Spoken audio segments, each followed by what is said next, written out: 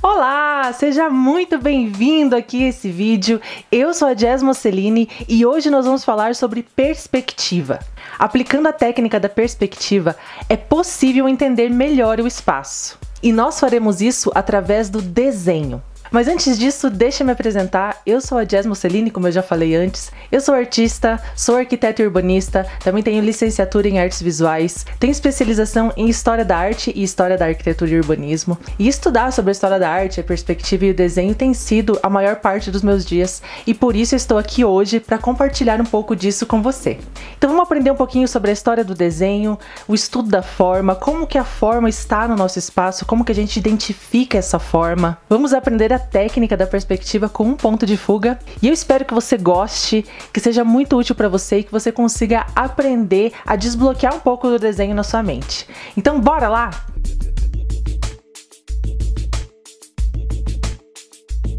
A arte sempre foi a maior razão pela qual nós conhecemos a trajetória da humanidade. Através das pinturas nas cavernas, nós podemos compreender um pouco como era a vida dos nossos antepassados e também a sua evolução ao longo do tempo. Também foi uma metodologia muito utilizada para ensinar pessoas, mostrando as situações bíblicas através das pinturas. Na transição do século XIII para o século XIV, nós tivemos uma técnica que revolucionou o modo de representar. Grandes artistas começaram a estudar o espaço de forma tridimensional, deixando os desenhos e as pinturas muito mais realistas. Criaram técnicas e métodos matemáticos para conseguir representar de forma genuína a verdade sobre o espaço. Hoje em dia, as cidades crescem, aumentam e o espaço diminui, e com isso a nossa percepção também acaba passando despercebida. Por exemplo, nas aulas de arte, muitos alunos não querem desenhar porque eles acreditam que eles não conseguem representar absolutamente nada. Através do ensino do desenho, técnicas e métodos de percepção e funcionamento da forma, espera-se que o aluno consiga representar de uma forma mais efetiva qualquer coisa que possa se observar. Vemos numa época em que a velocidade controla nossa vida, nosso tempo e nossa percepção. Com isso, passamos a maioria dos nossos dias olhando para uma tela do celular e esquecemos de olhar à nossa volta, tanto as belezas naturais como também as construções humanas. Deixamos de observar a nossa volta e acabamos não entendendo o espaço em que nós estamos inseridos. Olha esse exemplo. O aluno, ao representar qualquer ideia espacial no desenho, acaba mesclando as vistas com planta baixa do ambiente, desconsiderando a percepção tridimensional do espaço. O desenho é a ferramenta mais próxima para auxiliar a percepção tridimensional do indivíduo. E através do entendimento das formas e aplicação de técnicas, é possível tornar a percepção um método efetivo para representar aquilo que nós observamos. Grande parte das pessoas apresentam sim dificuldades na hora de produzir um desenho. E a intenção principal desse vídeo é fazer com que você perceba que tudo que está à nossa volta provém das formas básicas. E através das percepções das linhas e das formas, que nós possamos conseguir observar o espaço de uma maneira um pouco mais analítica. E com isso, reproduzir desenhos mais efetivos, representando sim o espaço tridimensional. Então vamos resgatar um pouco desse entendimento histórico, entender um pouco da estrutura do pensamento tridimensional e ampliar o entendimento do espaço através da análise das formas.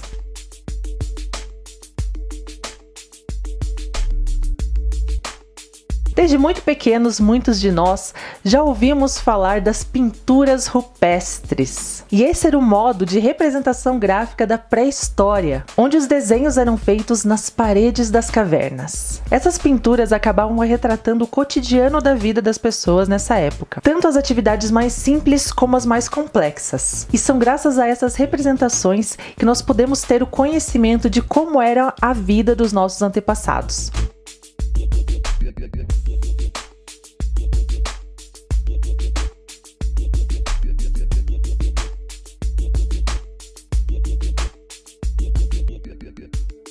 Para muitas culturas dessa época, o desenho era de extrema significância, porque acreditava-se que ao desenhar a silhueta do animal, era possível prender o espírito dele, e dessa forma, eles tornavam a caça mais efetiva.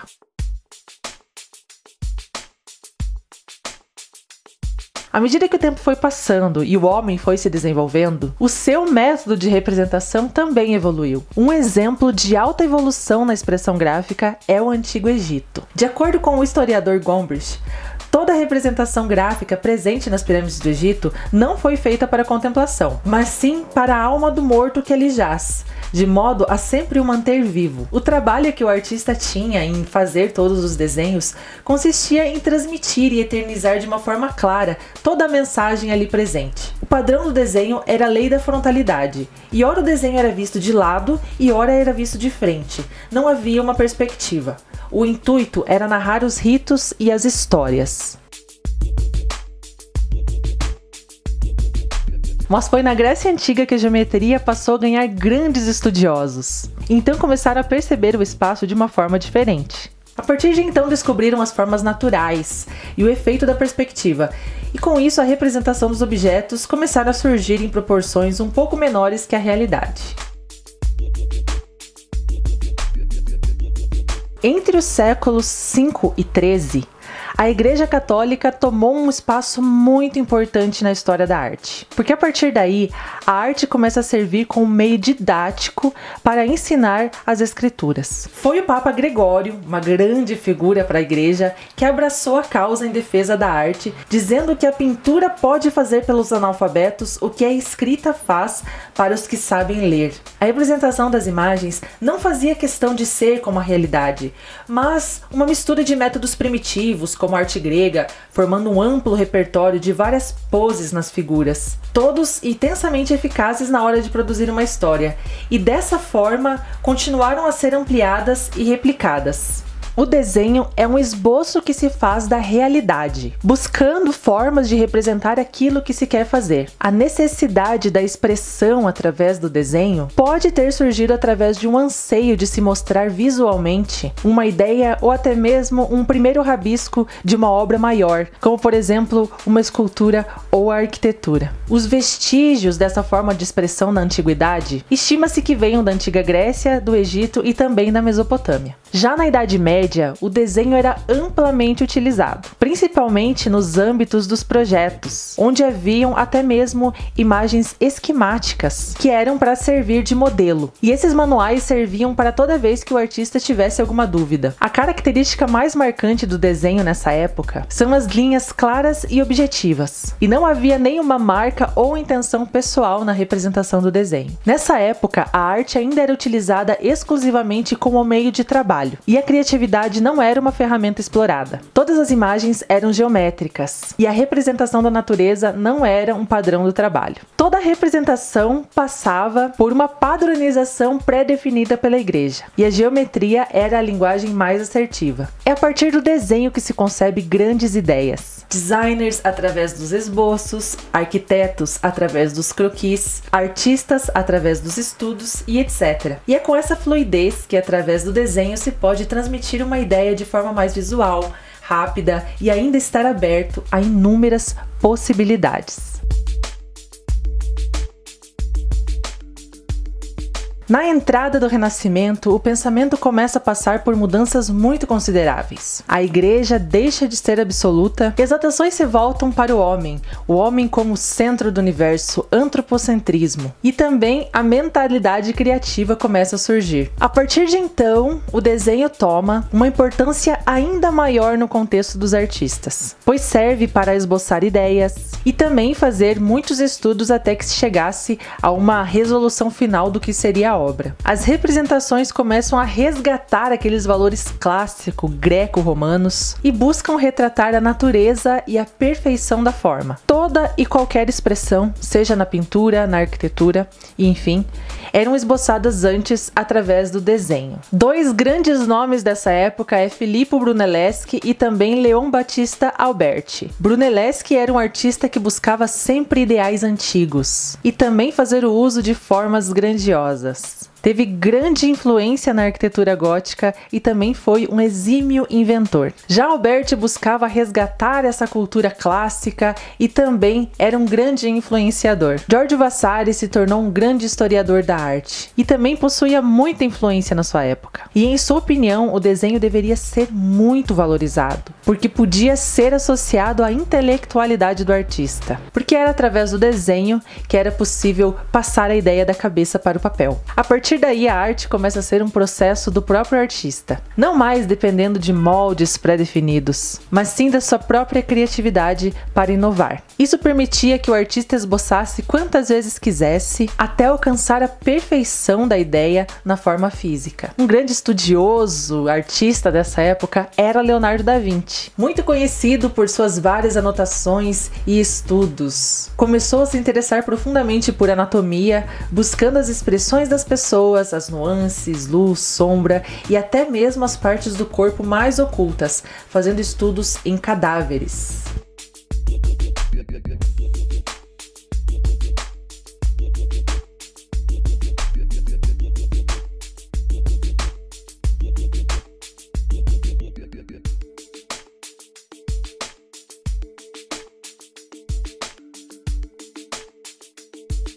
Outros grandes artistas dessa época foram Rafael Sanzio,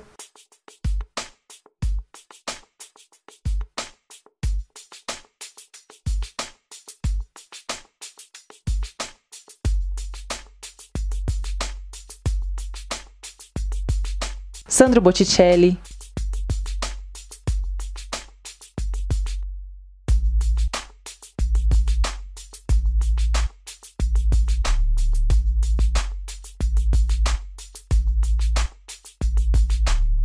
Michelangelo,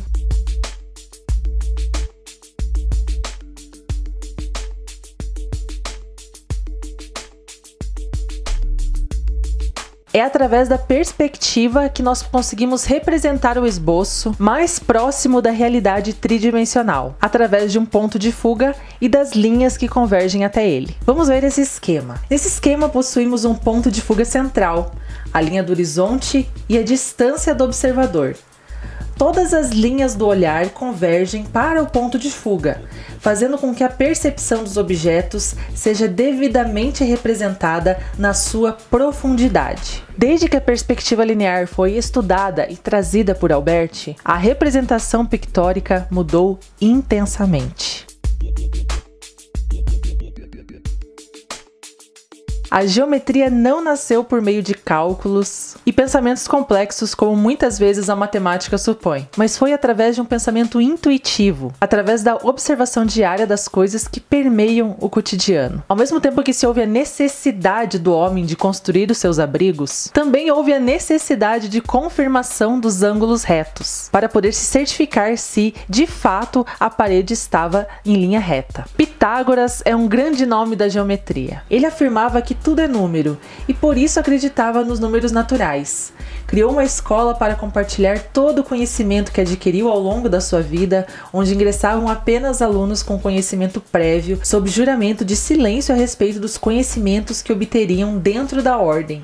E o símbolo da escola pitagórica era um pentagrama. Dentre todas as provas e ensinamentos, Pitágoras é conhecido até hoje pelo Teorema de Pitágoras, onde, através do triângulo retângulo, prova que a soma dos quadrados dos catetos é igual ao quadrado da hipotenusa. É importante ter em mente que a geometria está por todos os lados, e a cada momento nós fazemos uso das formas. A cama que dormimos, a casa em que moramos, a diversidade da paisagem quando damos um passeio, e até mesmo quando nós estamos utilizando os nossos smartphones. O entendimento das formas é essencial para a interpretação das coisas. Por isso se faz necessária uma educação visual desde o início do nosso ensino, para que nós possamos interpretar de forma assertiva o comportamento da forma dentro de cada contexto. De acordo com o autor Francis Xing, forma sugere referência tanto à estrutura interna e ao perfil exterior, quanto ao princípio que confere a unidade do todo.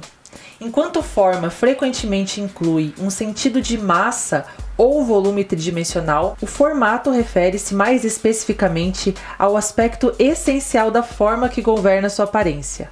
a configuração ou disposição relativa das linhas ou contornos que delimitam uma figura ou forma. Quando olhamos para o objeto, nós conseguimos ver a sua forma de uma maneira tridimensional, também o formato que ele gera a depender do ângulo em que vemos. Essa percepção também traz consigo outros aspectos bastante relevantes na distinção desses elementos, tais como tamanho, cor, textura, posição e orientação. A forma nasce de um ponto, que gera uma linha, que gera uma forma. Com isso, temos as formas primárias: o círculo, uma forma centralizada, o triângulo, uma forma estável, e o quadrado, uma forma neutra, que não prevê uma direção específica.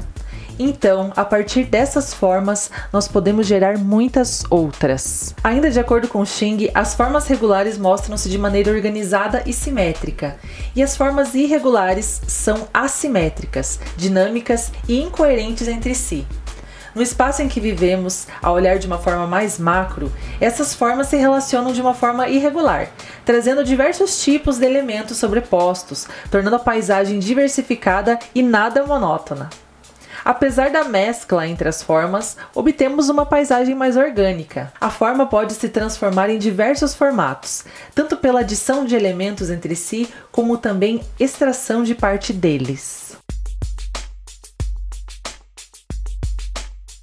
Quando nós falamos de espaço, nós estamos falando a este, no qual nós estamos inseridos. E é através desse plano que tudo se faz possível. Apesar de cada espaço produzir uma estrutura própria, a percepção dele sempre vai depender do ângulo em que nós estamos olhando. Também depende da luz no momento em que nós estamos observando. Também na escala e suas dimensões, e nos limites espaciais que cercam o ambiente. De acordo com o autor Marx a respeito do espaço perceptivo, o espaço é concebido, no entanto, como contendo em si mesmo as noções de finito e infinito. Quando pode ser ocupado, o espaço garante a concepção de finito, limitado pelo encadeamento de volumes de espaços cheios e vazios. Na ausência de tal ocupação, continuaria a existir como um recipiente vazio e ilimitado. A percepção do espaço, de acordo com essa concepção, é ilimitada, intangível. São necessários interpostos para tornar visível luz, limites e formas. Ao mesmo tempo, o espaço pode ser entendido psicologicamente como efeito dessa ocupação com origem na percepção. O espaço só é aquilo que nós podemos definir de acordo com as nossas percepções. Por isso, dependendo da perspectiva, ele pode ser interpretado de diferentes formas.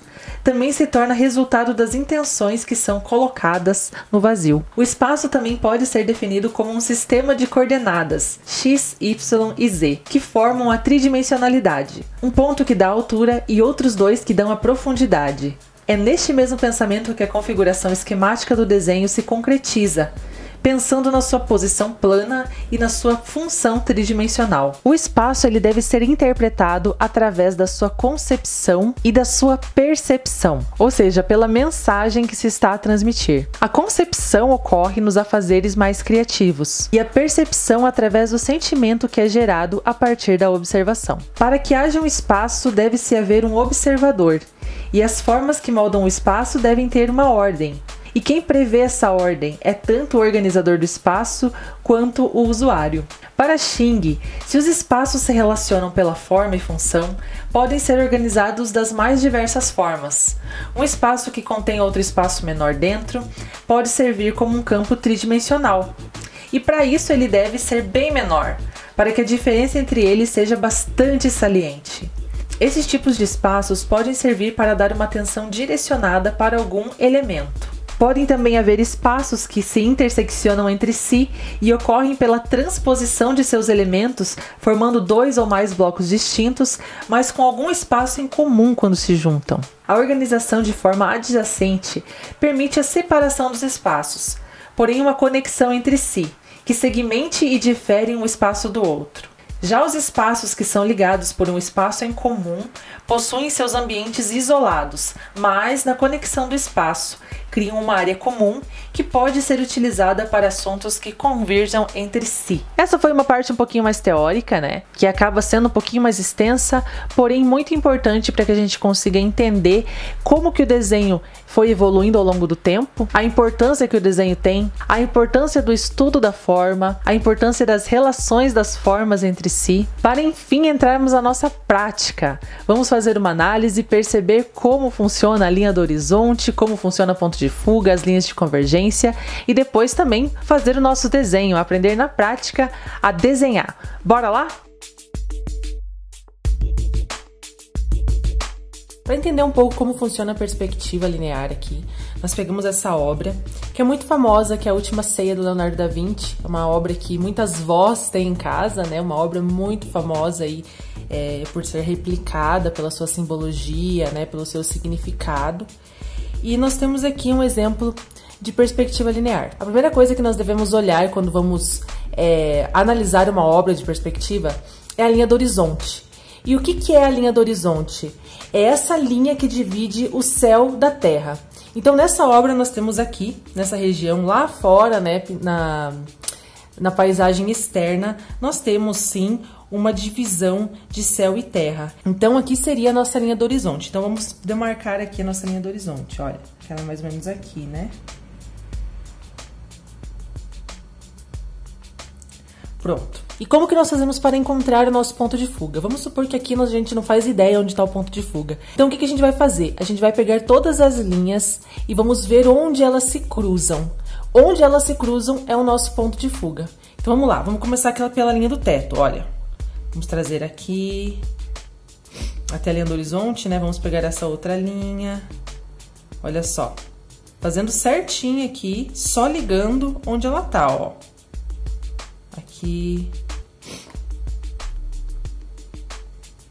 Só ligando como ela é.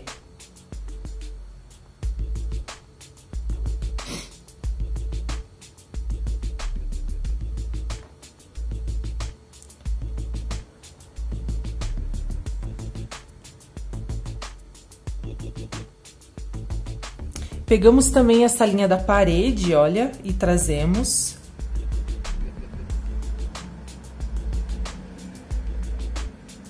Então, a gente percebe que todas as linhas, elas convergem para um mesmo ponto, que é esse ponto central aqui, que ficaria mais ou menos no olho de Jesus. Então, aqui nós conseguimos identificar que, a partir de um ponto de fuga, onde todas as linhas convergem para este mesmo ponto, aqui em cima da nossa linha do horizonte, é que nós determinamos a profundidade. Então, é a partir dessas linhas que a gente consegue perceber que não é uma imagem plana, né? Mas que ela tem uma certa profundidade. Obviamente, essas linhas, elas são todas imaginárias, né? Mas se nós fôssemos desenhar um ambiente do zero, como que nós faríamos? Veja bem, deixa eu apagar aqui, criar uma nova.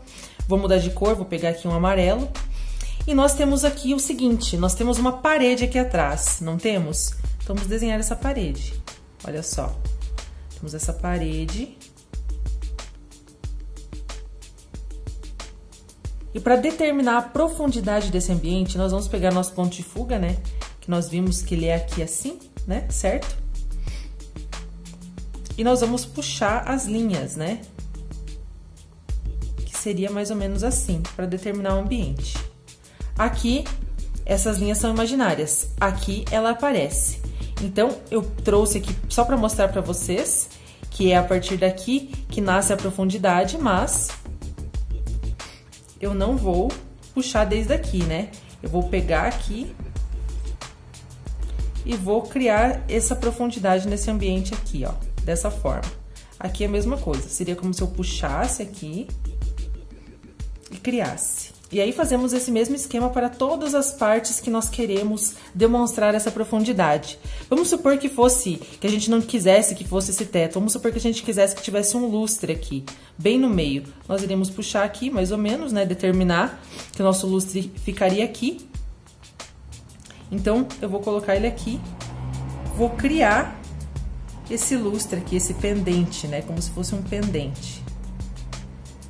Então, ele estaria mais ou menos aqui no meio do nosso ambiente, só para vocês terem uma noção. Outra coisa importante para determinar aqui é o seguinte, Nós temos então nosso ponto de fuga, que é onde cria a nossa profundidade, né? Olha só aqui. Todas as outras linhas, elas são 90 graus. Veja bem, aqui vai ser 90 graus, aqui vai ser 90 graus, 90 graus, 90 graus. Então, todas as linhas do nosso desenho verticais, elas vão ser 90 graus, tá? E também as horizontais também vão ser linhas retas, veja bem, olha só. Para criar que vai criando essa profundidade. São todas linhas retas, tá? Você não vê nenhuma linha assim, porque é esse ponto que vai determinar toda a convergência do desenho. Agora nós temos essa pintura aqui de Rafael Sanzio, né? É a Escola de Atenas, onde nós temos aqui grandes figuras aqui da arte, né? Que ele acabou retratando, por exemplo, Pitágoras, Platão, Aristóteles, Sócrates e entre outros aqui, né? Aqui nós não temos uma separação nítida de céu e terra como nós tínhamos, né, na Última Ceia do Leonardo da Vinci. Então, como que a gente faz para descobrir aonde está a nossa linha do horizonte, né? Então, nós vamos vir aqui novamente, vamos pegar nosso vermelho. E vamos pegar todas as linhas que tem nessa obra, opa! E vamos trazer ela aqui pro meio, olha só.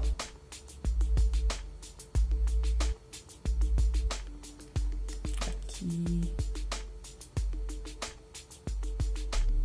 Olha só, pega a linha do chão também.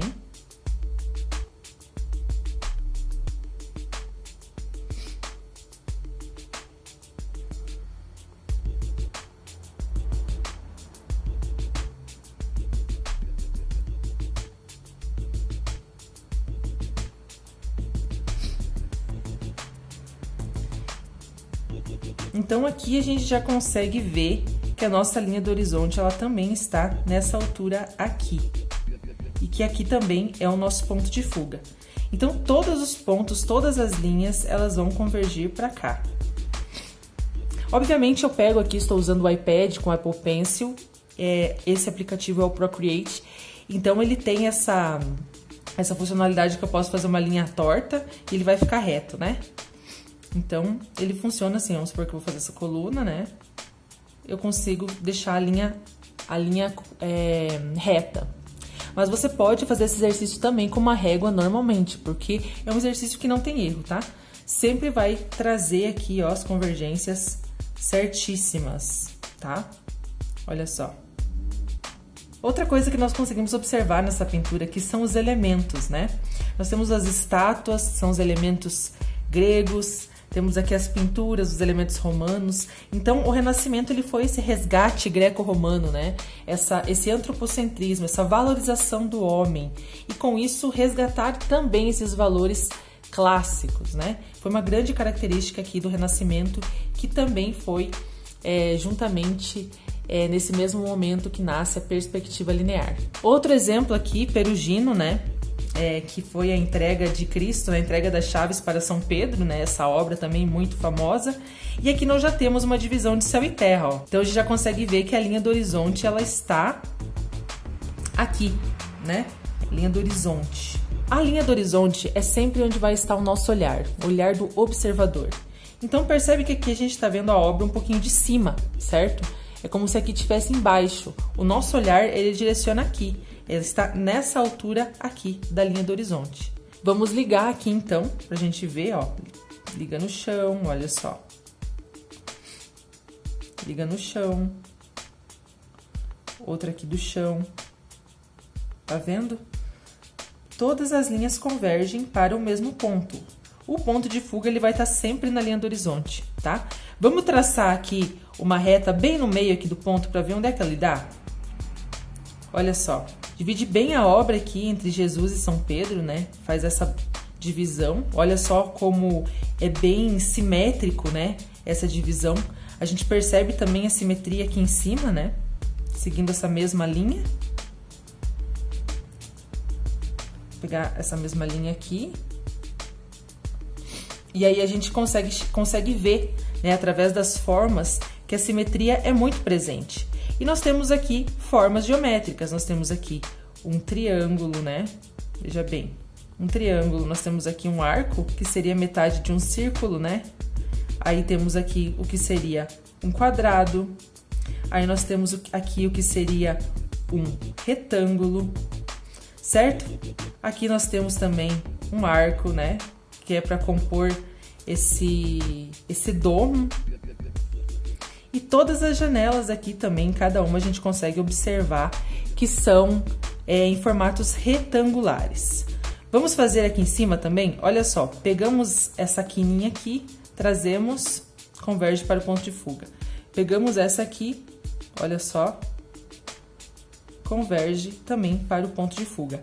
Até mesmo essa árvore aqui, ela tem um formato mais cônico, né? Então a forma, ela está presente em todos os lugares que nós olhamos. Tudo é composto por formas. Pegamos agora aqui a nossa igreja de Pato Branco e vamos tentar analisar que formas compõem essa obra arquitetônica, né? Então nós temos aqui, olha só, uma grande quina, né, aqui. E nós podemos observar que aqui a gente já tem um retângulo, né? Aqui a gente já tem um triângulo, né? Claro que aqui tá um pouco em perspectiva, né, gente? Mas é só pra gente fazer uma análise, sim, superficial. Aqui nós temos um círculo, né? Que novamente, né, nós temos aqui o que seria aqui metade de um círculo, retângulo, retângulo, né? Retângulo aqui também. Esse arcozinho, né? Então, a gente pode segmentar, né? Criar esses arcos, olha. E o que sobra aqui da forma retângulos. Olha só essa parte aqui que interessante, né? Nós temos aqui uma perspectiva, mas se a gente puxar assim, a gente vê que a gente forma um trapézio, né? E novamente aqui, retângulo, retângulo. Aqui no relógio, círculo, linhas horizontais e verticais, né? No caso aqui, vertical e horizontal. E com isso nós vamos pegando formas e compondo grandes obras. Então, todas as nossas obras, tudo que nós temos ao nosso redor, elas provêm das formas básicas. Que outra forma mais você consegue ver, né? Então, sempre que você for observar espaços, você vai ver que tudo provém das formas básicas, que são quadrados, triângulos, círculos e retângulos. Temos também trapézios. A partir dessas formas, é possível a gente perceber toda a composição das coisas que estão ao nosso redor. Agora vamos desenhar um ambiente, né? Vamos imaginar que nós estamos aqui numa sala retangular e nós temos uma parede no fundo. Então, eu vou desenhar aqui a parede. Então, nós temos aqui um retângulo e essa é a nossa parede lá do fundo. Vamos imaginar que nós temos mais ou menos aí a altura de 1,70 m. Então, aqui seria a nossa altura de 1,70 m. Então, aqui é a linha do horizonte. Vamos imaginar, então, vou até fazer outra camada aqui. Vamos imaginar que nós estamos bem no meio da sala. Então, aqui nós temos o nosso ponto de fuga. Então, a partir da nossa linha do horizonte, do nosso ponto de fuga, nós conseguimos determinar uma profundidade para esse ambiente. Então, vamos puxar essas linhas aqui.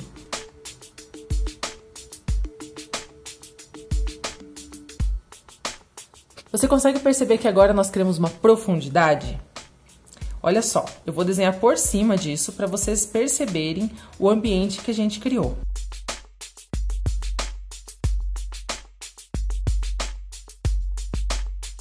Então, aqui nós desenhamos o nosso ambiente, né? Nós temos uma profundidade. Nós temos aqui o chão, parede de um lado, parede do outro, teto e aqui o nosso fundo da nossa sala, correto? Agora nós vamos criar aqui, vamos trazer de novo aqui o nosso ponto de fuga e a nossa linha do horizonte, né? Aqui, deixa eu colocar aqui. Essa aqui é a nossa linha do horizonte, né? E aqui é o nosso ponto de fuga. Então, vamos agora desenhar uma janela para esse ambiente.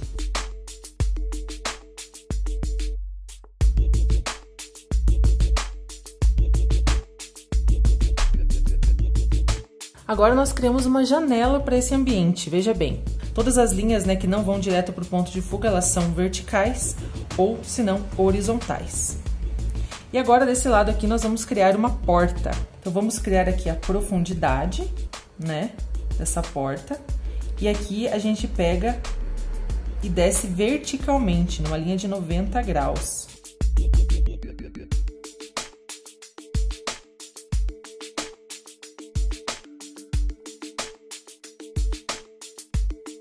Temos aqui o nosso ambiente, então nós temos uma porta, né? Essa porta que pode ter aí uma profundidade, né? Continuar para lá.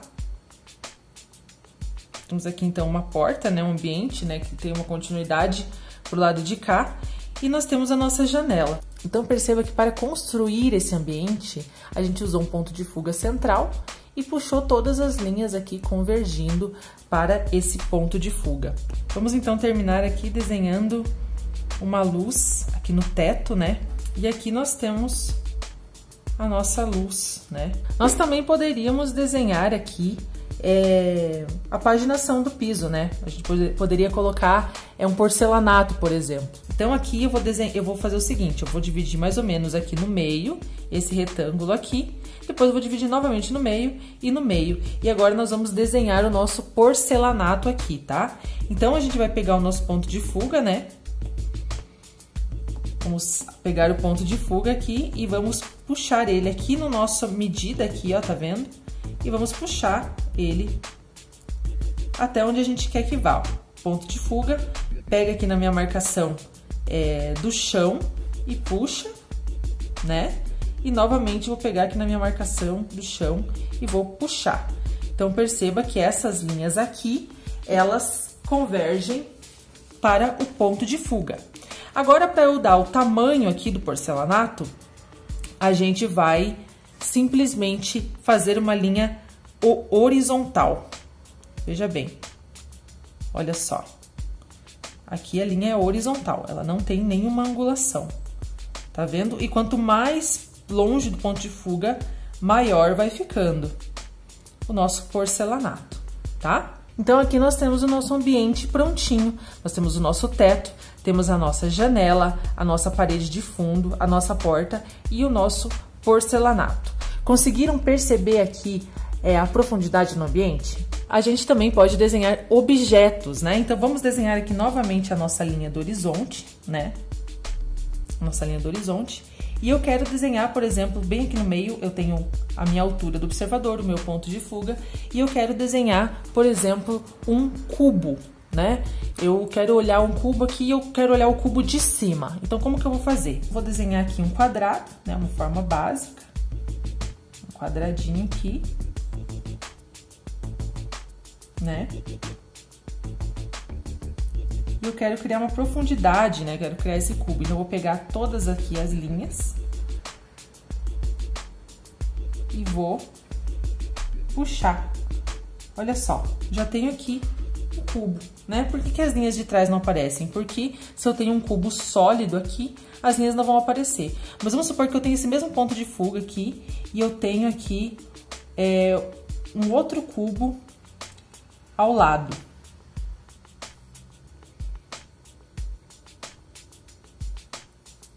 Então, eu vou pegar essas arestas e vou jogar também para o ponto de fuga, olha lá.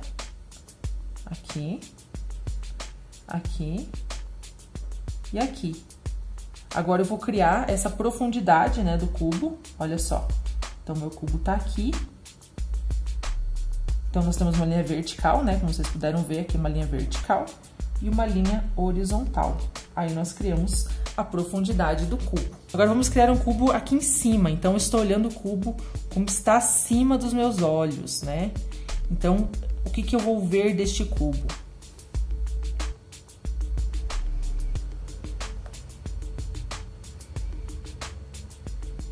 Pego as arestas, jogo para o ponto de fuga. E eu tô vendo esse cubo. E eu tô vendo a parte de baixo desse cubo, olha só. Vou pegar aqui, vertical, horizontal, tudo para manter em 90 graus. Vou até apagar essas linhas aqui para ter noção de que aquilo é mesmo um cubo, olha só. Então, aqui Aqui eu vejo o cubo de uma perspectiva, aqui eu vejo o cubo de outra perspectiva.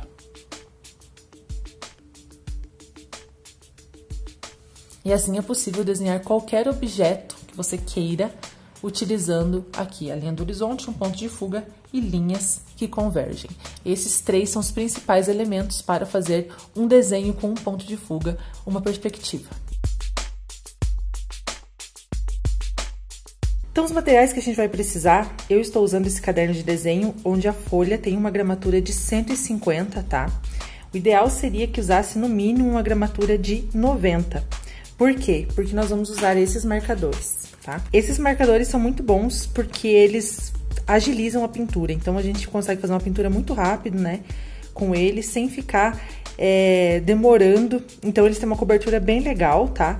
Então, se você usa uma gramatura de 70, que é uma sulfite normal, ele pode ser que vaze um pouco, porque ele é à base de álcool. Então, vamos utilizar lapiseira borracha, tá?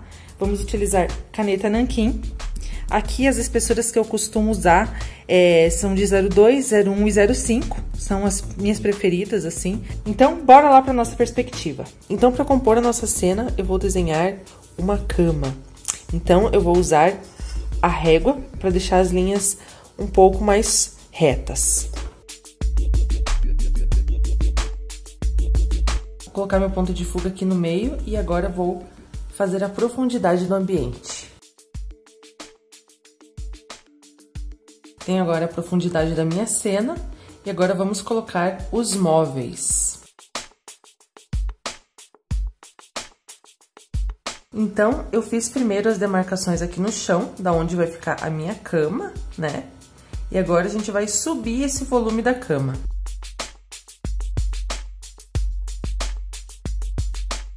Então, perceba que a gente fez aqui um grande cubo, olha. Esse é o volume da nossa cama. Vamos agora fazer a cabeceira. E agora que a gente tem esse volume já da cama, agora vamos começar a colocar os elementos aqui para criar essa composição da cama.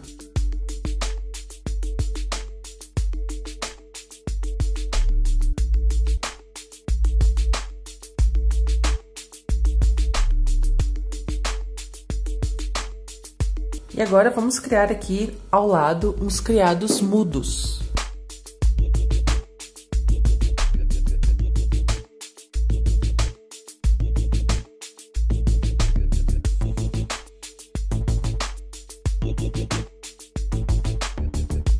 Agora vamos colocar um quadro aqui nessa parede.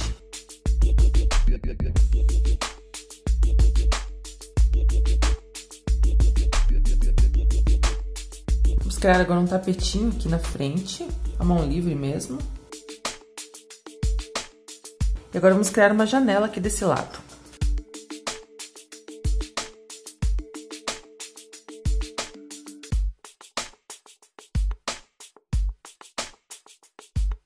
E agora vamos passar a caneta, a mão livre agora, para ficar uma coisa mais orgânica.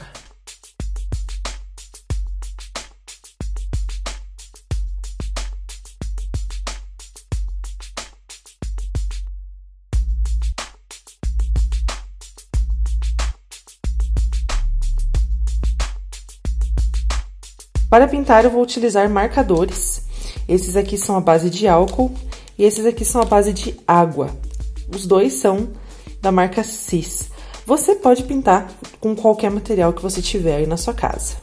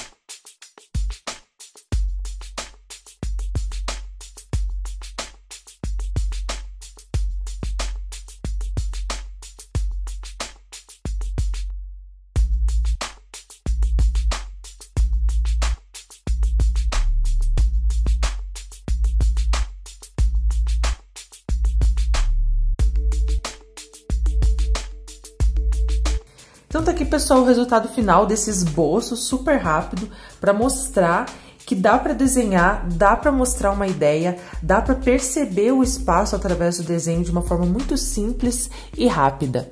Eu espero que vocês tenham gostado. Então é isso, eu espero que você tenha gostado, que tenha feito sentido para você.